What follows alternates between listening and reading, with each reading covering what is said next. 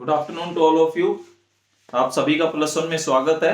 Plus one non medical में जो maths subject आप लोग टॉपिक चूज करते हैं, मैथ्स चूज करते हैं, मैथ्स में सबसे पहला जो टॉपिक आता है वो आपका सेट्स आएगा। हम सबसे पहले सेट्स के बारे में पढ़ेंगे कि व्हाट इज सेट। सबसे पहले हम सेट के बारे में बात कर रहे होंगे कि सेट क्या है।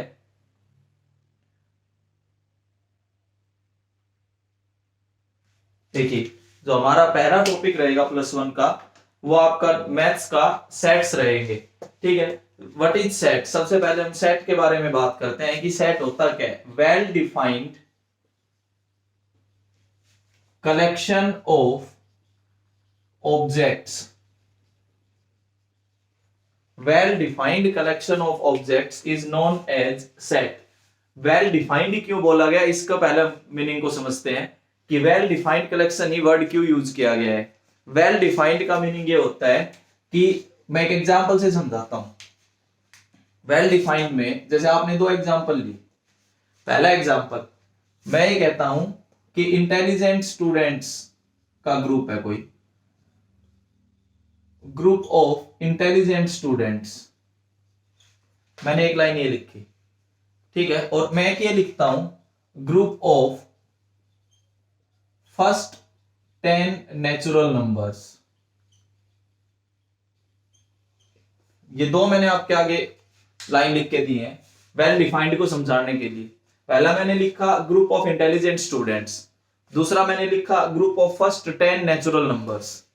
अब देखिए, इंटेलिजेंट स्टूडेंट्स आप डिफाइन नहीं कर पाओगे कि कौन इंटेलिजेंट है कौन इंटेलिजेंट नहीं है। सब अपने आप में इंटेलिजेंट है। Every child is special, every child is intelligent, every child is unique. हो सकता है कोई मैथ्स में इंटेलिजेंट हो सकता है कोई बायो में इंटेलिजेंट हो सकता है कोई स्पोर्ट्स में इंटेलिजेंट है, हो सकता है कोई झूठ बोलने में इंटेलिजेंट है, हो सकता है कोई चोरी करने में इंटेलिजेंट है। तो सब अपने आप में इंटेलिजेंट है। इंटेलिजेंट की डेफिनेशन आप डिफाइन नहीं कर पाओगे। ठीक है, हो सकता है मैं मैथ्स अच्छा पढ़ा रहा हूं तो मेरा मैथ्स में इंटरेस्ट है तो मैं मैथ्स में इंटेलिजेंट हूं। आपका किसी स्पोर्ट्स में इंटरेस्ट है तो आप उस स्पोर्ट्स के लिए आप इंटेलिजेंट स्टूडेंट्स माने जाओगे कि पर्टिकुलर स्पोर्ट में, उसी खेल में आप इंटेलिजेंट में काउंट होते हैं। तो इंटेलिजेंट जो है ये वेल डिफाइंड नहीं है। अगर आप ये कहो कि क्या ये सेट है group of intelligent students, intelligent students का जो ग्रुप है ये आपके पास नॉट वेल डिफाइंड, ये वेल डिफाइंड नहीं है। Group of intelligent students is not well defined, ये वेल डिफाइंड नहीं है क्योंकि इंटेलिजेंट आप नहीं बता पाओगे। या तो आप क्लियर करो कि आप किस फील्ड में बात कर रहे हैं। वैसे तो हर चाइल्ड अपने आप में यूनिक है, सभी इंटेलिजेंट है। This is not a well defined collection, ये वेल डिफाइंड कलेक्शन नहीं है। अगर ये वेल डिफाइंड कलेक्शन नहीं है तो इसका मतलब this is not a set, ये सेट नहीं है। समझ आया? ऐसा नहीं है कि आपने किन्हीं भी ऑब्जेक्ट्स को उठाया और उसको कलेक्ट करके बोल दिया कि ये सेट होगा, नहीं। केवल और केवल well defined collection of objects को ही सेट का नाम दिया गया है। अब हाँ, ये वेल डिफाइंड है। ग्रुप ऑफ 10 नेचुरल नंबर्स जो है this is well defined collection, ये आपके पास वेल डिफाइंड कलेक्शन है। कैसे? जैसे ग्रुप ऑफ 10 नेचुरल नंबर्स बोलूंगा या फर्स्ट 10 नेचुरल नंबर्स बोलूंगा तो आपको पता है कि हम कहां से कहां बात कर रहे हैं, 1 2 3 4 अप टू 10। तो आपको ये पता है कि ये जो भी सेट होगा वो ये लिखा जाएगा 1 2 3 4 5 6 7 8 9 और 10। ये लिखने का तरीका होता है एक सेट को कि यहां आप कैपिटल लेटर से प्रेजेंट करेंगे और सेट लिखने का तरीका ये रहता है कि ये वाले कर्ली ब्रैकेट्स यूज होंगे, बीच में एलिमेंट्स लिखा है, एलिमेंट्स को सेपरेट करने के लिए आप कॉमा का यूज करोगे। ठीक है, तो वो था वेल डिफाइंड कलेक्शन, ये वेल डिफाइंड कलेक्शन नहीं है। तो सबसे पहले तो आपको यही समझना है कि जरूरी नहीं है कि कोई भी ग्रुप या कोई भी कलेक्शन आपका सेट कहलाए, ऐसा जरूरी नहीं है। जैसे मैं ये कहूं the collection of all states in India, the collection of all states in India, collection of all states in India, this is a well defined collection, this is set। जैसे मैंने कहा कि collection of all states in India, तो आप बिना सोचे समझे आपको पता है कि सभी स्टेट्स के नाम लिखने हैं ऐसे। The collection of all states in India, सभी स्टेट्स के आप नाम लिख दोगे तो वो आपके पास सेट रहेगा, क्योंकि वो वेल डिफाइंड कलेक्शन है। ठीक है, अब कोई और लिखता हूं, जैसे collection of good cricket players in Indian team, मैंने लिखा collection of good cricket teams, good cricket players in Indian team, the collection of good cricket players in Indian team, this is not a set. आप नहीं बता सकते कि कौन से अच्छे प्लेयर हैं, कौन से अच्छे नहीं है। मतलब जहां पे क्वालिटी की बात आती है, क्वालिटी आप डिफाइन नहीं कर पाओगे, क्योंकि अलग अलग कोई भी कैंडिडेट है, वो हो सकता है किसी में इंटेलिजेंट हो सकता है उसमें कुछ अलग क्वालिटी हो। जो क्वालिटी आप देखना चाहते हैं, जो इंटेलिजेंसी आप देखना चाहते हैं, हो सकता है वो इंटेलिजेंसी उस कैंडिडेट में नहीं हो। तो इसका मतलब ये नहीं है कि वो इंटेलिजेंट या वो अच्छा या वो गुड नहीं है। ठीक है, वो तो डिपेंड करता है। कोई, मैं बोल रहा हूं ना बार बार कि जरूरी नहीं है कि, तभी तो देखो +1 में आने के बाद कोई बच्चा मेडिकल लेता है, कोई नॉन मेडिकल लेता है, कोई आर्ट्स में जाता है, कोई कॉमर्स में जाता है, कोई स्पोर्ट्स के बारे में सोचता है, सब अपना फ्यूचर सोचने लगते हैं। ठीक है, तो इसमें जरूरी नहीं है कि हर बंदा हर जगह बिल्कुल फिट बैठता हो। समझ रहे हो इस चीज को? तो लेकिन जब हम सेट्स पढ़ाते हैं तो सेट्स में हमें केवल वेल डिफाइंड कलेक्शन को ही लेना होता है। Well defined collection of objects को ही सेट बोला जाता है। ठीक है, अब वेल डिफाइंड को समझाने के लिए देखो, मैं रिपीट करता हूं एक बार, मैंने दो चीजें लिखी हैं आपके आगे। मैंने लिखा ग्रुप ऑफ इंटेलिजेंट स्टूडेंट्स, एक मैंने लिखा group of first 10 natural numbers. मैंने कहा ग्रुप ऑफ इंटेलिजेंट स्टूडेंट्स, ये कोई वेल डिफाइंड कलेक्शन नहीं है कि ग्रुप ऑफ इंटेलिजेंट स्टूडेंट्स को मैं बोल दूं और ये वेल डिफाइंड कलेक्शन है। नहीं, आपको क्या पता कि कौन इंटेलिजेंट है। फॉर एग्जांपल, अगर मैं 10th वाइब्रेंट की बात करूं, जब आप वाइब्रेंट में थे, अब आप 11th में आ गए, मैं कहूं आपके सेक्शन में जाके कि इंटेलिजेंट स्टूडेंट्स खड़े हो जाइए, तो मजा तो तब है जब 50 के 50, 40 के 40 स्टूडेंट्स खड़े हो जाएंगे, सर हमें इंटेलिजेंट। ठीक है, अगर मैं कहूं कि इंटेलिजेंट स्टूडेंट्स खड़े हो जाओ और वो एक दूसरे के मुंह की साइड देखते रहे, तो इसका मतलब ये कि आप मेरी बात को समझ ही नहीं रहे, आपको खुद के ऊपर कॉन्फिडेंस नहीं है। अब मैं 11th क्लास में जब भी ऑफलाइन मोड पे आऊं और मैं आते ही ये कहूं कि इंटेलिजेंट स्टूडेंट्स खड़े हो जाओ, तो इसका मतलब सभी के सभी स्टूडेंट्स खड़े होने चाहिए, तब तो मजा है कि हाँ मैथ्स का हमने पहला चैप्टर सीखा ऑनलाइन में, इंटेलिजेंट सब हो, तभी तो इसको सेट का नाम नहीं दिया गया। ये वेल डिफाइंड कलेक्शन है ही नहीं, मैंने कंप्लीट डिफाइन नहीं कर रखा। या तो मैं ये कहूं कि वो बच्चे खड़े हो जाओ जो 10th क्लास में मैथ्स के पेपर में अबव 70 थे, तब तो वो एक वेल डिफाइंड हो जाएगा। अभी वेल डिफाइंड तो ही नहीं, मैं कहूं कि वो खड़े हो जाओ जो मैथ्स में इंटेलिजेंट हैं, वेल डिफाइंड नहीं है। आप कैसे बताओगे कि आप इंटेलिजेंट हो या नहीं हो? मैथ्स में कोई क्राइटेरिया हो जिसके ऊपर आप डिस्कस करना चाहते हो। दूसरा जो लिखा group of first 10 natural numbers, अब फर्स्ट 10 नेचुरल नंबर्स की अगर आप बात करें तो ये बिल्कुल वेल डिफाइंड कलेक्शन है, इसीलिए तो ये सेट है। ये वाला जो पार्ट है ये आपके पास सेट है। वेल डिफाइंड कलेक्शन हमेशा सेट देगा। ठीक है, अगर मैंने दो एग्जांपल और दिए, पहला फिर मैंने लिखा collection of all states in India, well defined है, आपको पता है कि मैं किन के बारे में बात करना चाहता हूं। ठीक है, तो वो वेल डिफाइंड कलेक्शन है। वेल डिफाइंड कलेक्शन का मतलब वो सेट है। फिर मैंने लिखा collection of good cricket players in Indian team, ये वेल डिफाइंड नहीं है। फिर वो इंटेलिजेंसी की बात आती है, जब क्वालिटी की बात आती है, वो कभी भी सेट नहीं होगा। क्वालिटेटिव अप्रोच सेट को डिफाइन नहीं करेंगी, हाँ क्वांटिटेटिव अप्रोच सेट को डिफाइन करेंगी। फॉर एग्जांपल, आप कहीं कुछ किसी भी शॉप पे आप सामान लेने जाते हैं और आप ये कहते हैं कि 2 किलो अच्छी शुगर दे दो, मतलब चीनी दे दो। अच्छी शुगर अच्छी चीनी का क्या मतलब है? आपके अकॉर्डिंग, बस हमारे एरिया के अकॉर्डिंग हम क्या मान के चलते हैं, जिसका प्राइस ज्यादा है वो अच्छी चीज है, ऐसा कुछ नहीं है। ठीक है, तो वेल डिफाइंड कलेक्शन, अब वो क्या करेगा, वो भी कोई भी चीनी तोल के आपको दे देगा, हाँ जी अच्छी है, लीजिए 2 किलो चीनी, अच्छी चीनी लीजिए। तो क्वालिटी आप सेट में डिफाइन नहीं, मतलब क्वालिटी का क्वालिटेटिव अप्रोच कभी भी सेट में नहीं आएंगे, क्वांटिटेटिव अप्रोच ही हमेशा सेट में आएंगी। तो सबसे पहले तो आपको यही पहचानना होगा कि क्या सेट है और क्या सेट नहीं है। ठीक है, सबसे पहले अगर आप ये क्लियर कर पाओगे तभी आप आगे बढ़ पाओगे। ठीक है, जैसे और थोड़ा सा हम आगे चलें तो नेक्स्ट टॉपिक आपके पास आएगा डिस्क्रिप्शन ऑफ ए सेट। ये तो मैंने केवल इतना समझाने की कोशिश की है कि कौन से कलेक्शन सेट होते हैं और कौन से कलेक्शन सेट नहीं होते। अब हम अगला टॉपिक शुरू करते हैं, description of sets.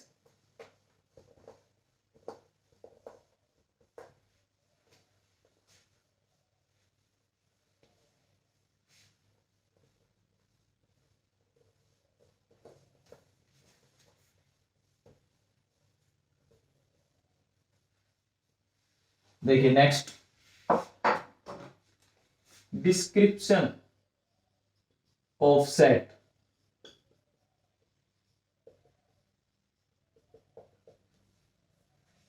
Description of set की बात करते हैं। सेट को डिस्क्राइब करने की दो फॉर्म्स हैं। A set is described in two forms.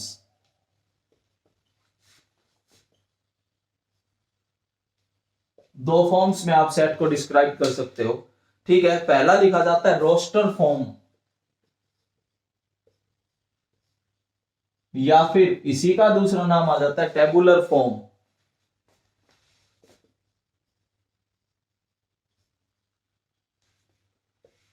Second, पहला आपके पास डिस्क्रिप्शन आएगा रोस्टर फॉर्म, मैं अभी समझा दूंगा क्या क्या, पहले तो नाम लिखिए। दूसरा आपके पास आता है सेट बिल्डर फॉर्म। मतलब हमें यह बताना है कि किस तरीके से किसी भी सेट को आप रिप्रेजेंट कर सकते हो, किस तरीके से किसी भी सेट को आप लिख के दिखा सकते हो। तो आपके पास हमेशा दो तरीके आते हैं, पहला रोस्टर फॉर्म या टेबुलर फॉर्म जिसको बोला जाता है, दूसरा आपके पास सेट बिल्डर फॉर्म। देखो दोनों में फर्क क्या है। रोस्टर फॉर्म की अगर हम बात करें, सबसे पहले अगर हम रोस्टर फॉर्म की बात करें, तो रोस्टर फॉर्म देखो, मैं एक लाइन लिख देता हूं पहले, उसके बाद एक एग्जांपल समझाता हूं। इन दिस फॉर्म, ये जो रोस्टर फॉर्म है, अगर हम इस फॉर्म की बात करें, in this form a set is described, in this form a set is described by listing elements, by listing elements. A set is described by listing elements separated by commas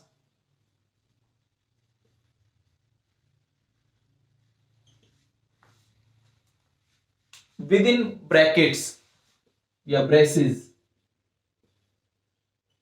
इस तरीके से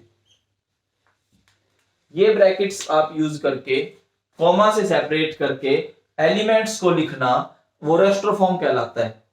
for example, जैसे अभी आपने लिखा था कोई set, जैसे ये लिख दूं ए ई आई ओ यू, इस तरीके से लिखना, ये आपका रोस्टर फॉर्म कहलाता है। कोई दूसरा एग्जांपल लूं, जैसे 1 2 3 4, इस तरीके से लिखना, ये आपका रोस्टर फॉर्म कहलाता है। ये रोस्टर फॉर्म इसी को बोला जाता है। जैसे मैंने अभी थोड़ी देर पहले लिखा था कि set of first 10 natural numbers, तो पहले जो 10 नेचुरल नंबर्स थे उनको इसी तरीके से तो लिखा था 1 2 3 4 अप टू 10, वो रोस्टर फॉर्म ही थी जिसमें मैंने उसको लिख के दिखाया था। तो ये तरीका है सेट को लिखने का, कि अब जब जैसे मैं ये कहूं ए ई आई ओ यू, ये वॉवल्स हैं। ठीक है, ये है क्या एक्चुअल में, the collection of vowels of English alphabet. English alphabets में से जो वॉवल्स है उनका कलेक्शन है, तो वो वेल डिफाइंड है, हमें पता है कि वोवल्स कौन कौन से हैं, तो वो वेल डिफाइंड होता है। ठीक है, अब well defined collection of objects is known as set. लेकिन अगर मैं इस तरीके से रिप्रेजेंट करूं लिखने को, तो मैं ये भी लिख सकता हूं कि ये क्या चीज है, the collection of vowels in English alphabet. ठीक है, लेकिन इसको इस तरीके से लिखना रोस्टर फॉर्म है। ये आपके पास एक रोस्टर फॉर्म का तरीका है कि आप यही ब्रैकेट्स यूज करोगे, एलिमेंट्स को कॉमा से सेपरेट करोगे, ये आपके पास एक रोस्टर फॉर्म आती है। ठीक है, इसके अगली जो आप पढ़ने जाओगे वो है सेट बिल्डर फॉर्म। देखिए सेट बिल्डर फॉर्म में क्या है, सेकंड अब हम बात करेंगे सेट बिल्डर फॉर्म की।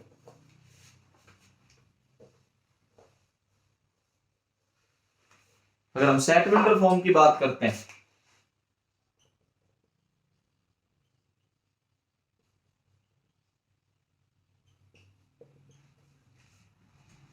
सेट बिल्डर फॉर्म को समझना,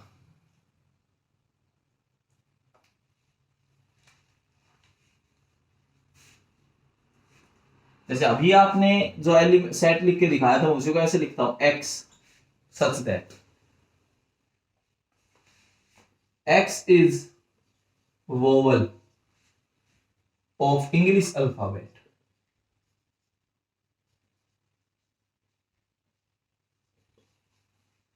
ये आपकी सेट बिल्डर फॉर्म है।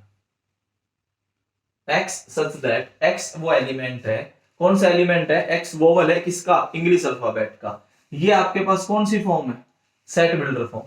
अगर मैं इसी को रोस्टर फॉर्म में कन्वर्ट करना चाहूं तो वैसे लिखी जाएगी AEIOU, सेम मीनिंग है, दोनों ही सेट को रिप्रेजेंट करते हैं, सेम सेट को रिप्रेजेंट करते हैं, लेकिन दोनों का रिप्रेजेंटेशन अलग अलग है।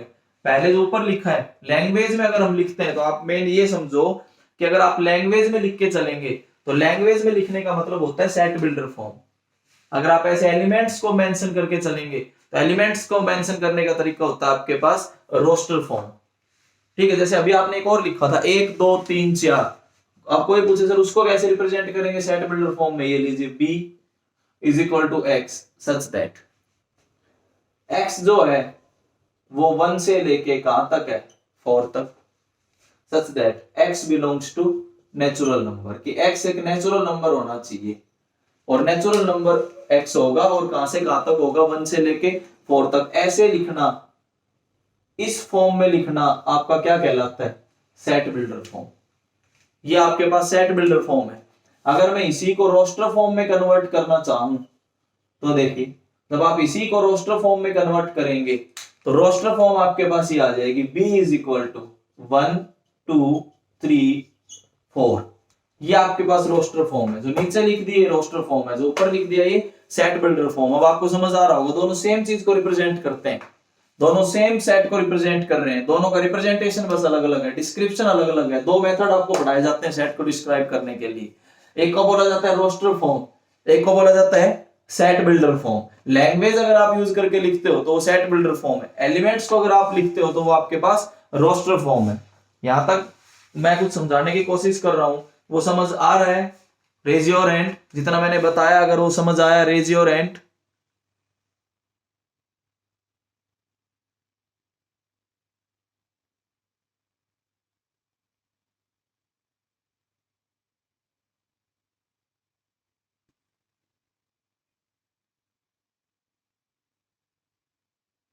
ओके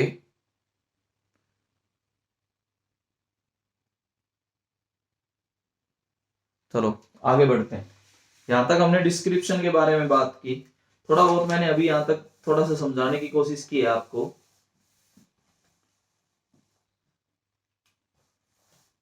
देखिए कुछ क्वेश्चंस डिस्कस करते हैं इसके, केवल अभी इसी फॉर्म पे बात करेंगे हम, डिस्क्रिप्शन पे।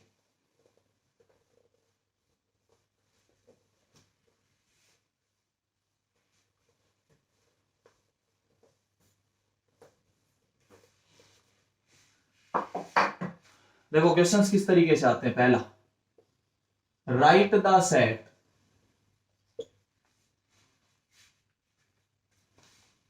A is equal to 1 by 2, 2 by 3, 3 by 4, 4 by 5, ऐसे 9 by 10 तक आप गए। 3 by 4, 4 by 5, 5 by 6, 6 by 7, 7 by 8, 8 by 9 और 9 by 10।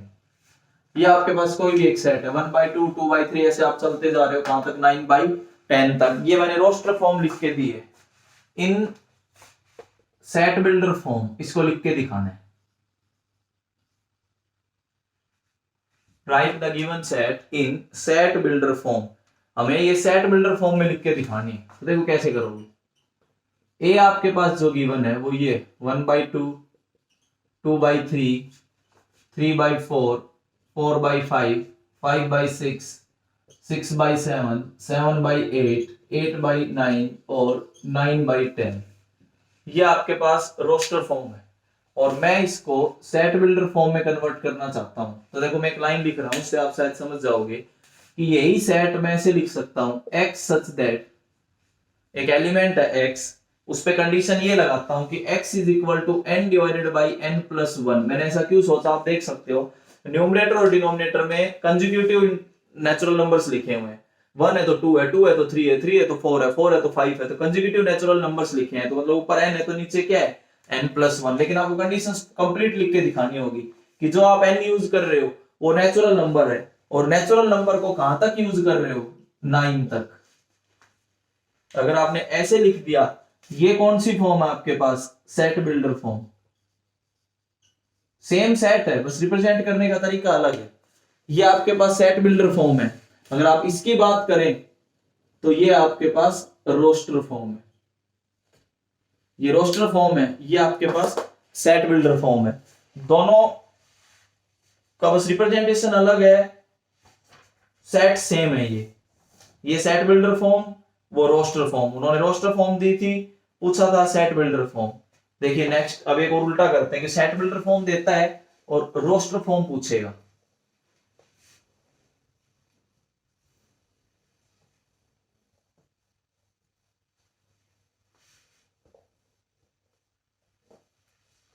देखिए आगे, अब हमने नेक्स्ट एक क्वेश्चन करते हैं सेकंड, इसको आप समझना। Write the following set in roster form.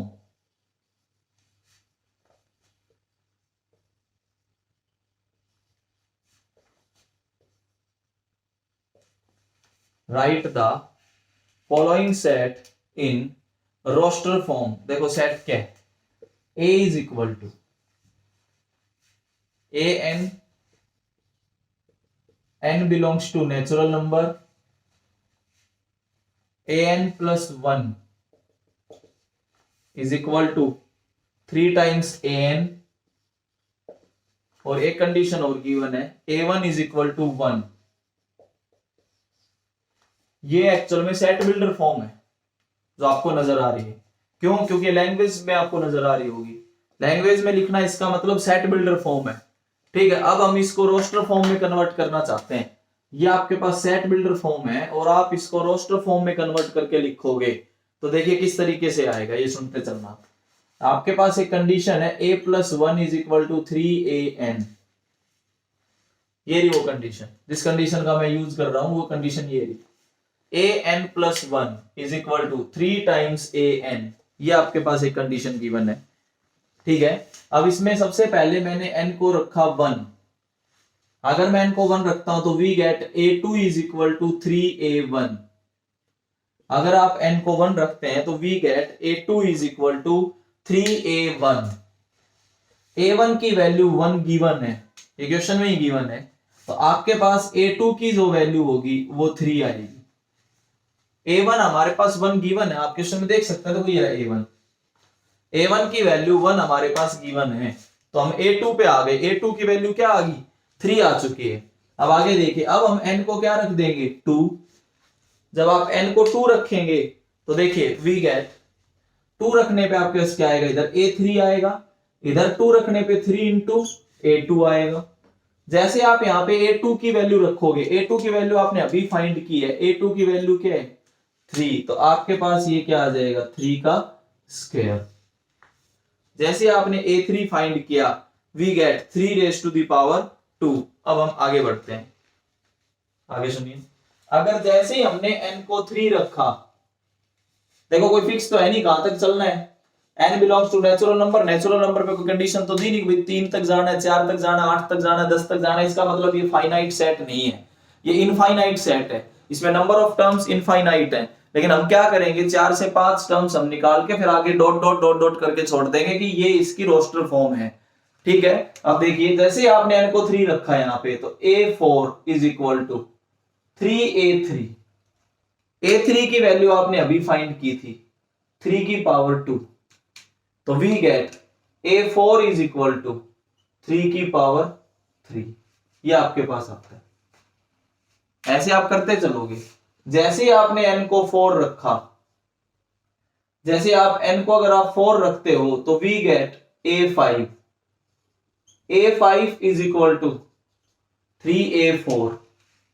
जैसे आप a4 को देखोगे तो आपके पास वैल्यू है 3 की पावर 3।